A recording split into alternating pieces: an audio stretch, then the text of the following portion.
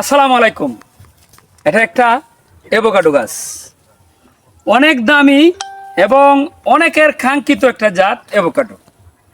অনেকে চেষ্টা করেন এই গাছটা রোপণ করার জন্য। এখন আমার কাছে যে গাছটা দেখেন, এই পাতাটার দিকে লক্ষ্য করেন আর এই পাতাটার দিকে লক্ষ্য করেন। যারা না চিনে যদি এই গাছটা নিয়ে রোপণ করেন আর এই ডালটা যেইভাবে আছে এইভাবে থাকে, তাহলে আপনার যে কাঙ্ক্ষিত জাত এটা কিন্তু আস্তে আস্তে নষ্ট হয়ে যাবে। এই যে দেখেন, এই ডালটা কিন্তু অনেক শক্তি নিয়ে গজাইছে। এটা বীজির চারা এই সাইড থেকে, এই পাশ থেকে বের হয়েছে। আর এটা হলো আমার কাঙ্ক্ষিত যে জাতটা, আমার অ্যাভোকাডো, এই যে মেক্সিকোর লরেসি পরিবারভুক্ত যে অ্যাভোকাডো, এটা হলো এটা।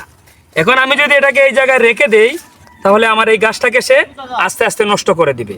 তার কারণ হলো, সে হলো মেন গাছের ডাল, তার শক্তি বেশি। এখন আমরা এটাকে গুড়ায় না কেটে, এটা যেহেতু অনেক দামি একটা গাছ, এটাকে আমরা এই জায়গায় গ্রাফটিং করে, এই যে এখানে যদি গ্রাফটিং করে দেই, তাহলে এই গাছটা আর খাবার টানতে পারবে না। আমার যে গ্রাফটিনের গাছটা আছে অলরেডি, এটা আস্তে আস্তে বড় হয়ে যাবে। আর এই গ্রাফটিনের সায়েন্সটা সাকসেস হতে হতে দুটোটা এক সমান হয়ে যাবে। আশা করি এই বীজির গাছের আর গ্রাফটিনের গাছের পার্থক্যটা বুঝতে পারছেন। সবাই ভালো থাকবেন। আল্লাহ হাফেজ।